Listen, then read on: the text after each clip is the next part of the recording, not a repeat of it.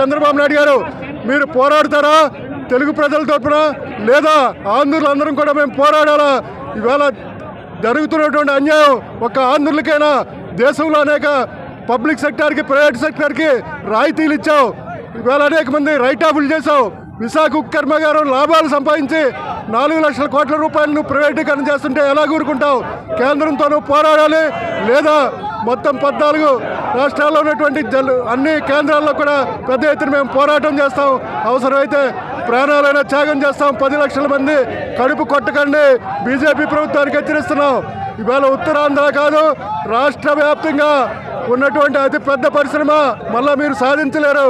అవసరమైతే తెలంగాణ ఉన్నటువంటి సపోర్ట్ తెలంగాణ పార్టీని కానీ, ఇక్కడ ఉన్నటువంటి తెలుగుదేశం పార్టీని రోడ్లెక్కి పోరాడాలని చెప్పేసి, లేదంటే మేము ఏ త్యాగానికైనా ప్రభుత్వ రంగాన్ని పరిరక్షించడం వరకు కూడా స్టీల్ ప్లాంట్ కోసం త్యాగాలు చేస్తానికి సిద్ధంగా ఉన్నామని చెప్పేసి కేంద్ర ప్రభుత్వానికి తెలియజేస్తున్నాం. ప్రభుత్వం కొనసాగించాలని చెప్పి 1300 రోజులుగా పోరాడుతున్నప్పుడు కూడా కేంద్ర ప్రభుత్వం ఇంకా కనికరించకుండా ఇంకా తాచారం చేసి స్టీల్ ప్లాంట్ మూసేసి ఆదానికో అంబానీకో జిందాల్కి అమ్మాలని ప్రయత్నం చేస్తుంది.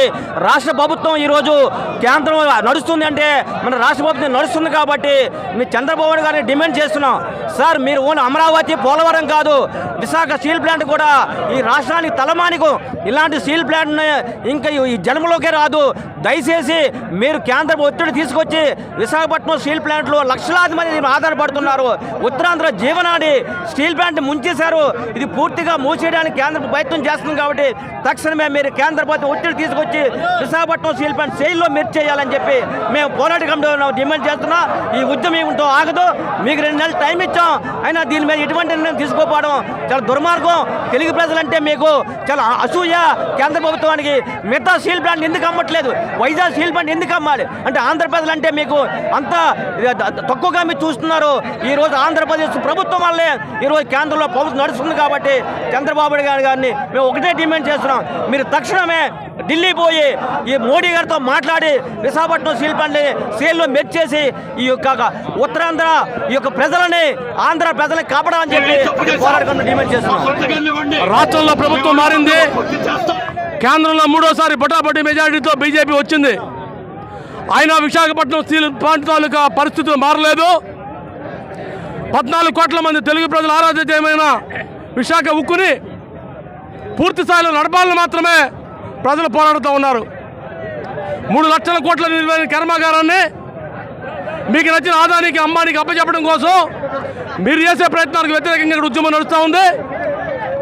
ఈరోజు రాష్ట్ర వ్యాప్తంగా అన్ని జిల్లా కేంద్రాల్లో, పట్టణ కేంద్రాల్లో, మండల కేంద్రాల్లో, విశాఖపట్నం, విజయవాడ, తిరుపతి, కర్నూలు, కడప అన్ని ప్రాంతాల్లో కూడా రాస్తారోకోలు జరుగుతూ ఉన్నాయి. ఈ రాస్తారోకోల సందర్భంగా మేము డిమాండ్ చేస్తూ ఉన్నాం, ప్రజల హక్కైన విశాఖ ఉక్కు ప్రభుత్వ ఆస్తిగా ఉండాలి. ప్రభుత్వ ఆస్తి కాదని ఆదానికి, అమ్మానికి ఇస్తానంటే ఖబర్దారని చెప్పాలనుకుంటా ఉన్నాం.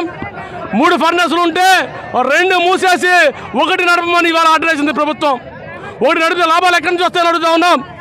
3 కట్టుకుని దేనికోసం? ప్రజల డబ్బులతో 3 కట్టుకోవడం కోసం మ్యాన్ పవర్ని పెట్టి, 3 నడపడం కోసం మిషనరీ పెట్టి ఈరోజు 3ట్లో 2 మూసామని చెప్పేసి ప్రభుత్వం ఆర్డర్ వేస్తూ ఉందంటే ఏ విధంగా కరెక్ట్?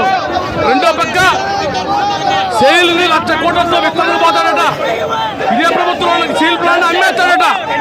అంటే ఇది అమ్మేయడం ద్వారా మీరు కమిషన్ కావాలన్నా, మీకు సెయిల్లో 1 లక్ష కోట్లు ఖర్చు పెట్టడం ద్వారా కమిషన్ కావాలన్నా, అవసరమైతే సెయిల్, విశాఖ ఉక్కు, ఎన్ఎండిసి కలిపి ఒకే కంపెనీగా నడపండి.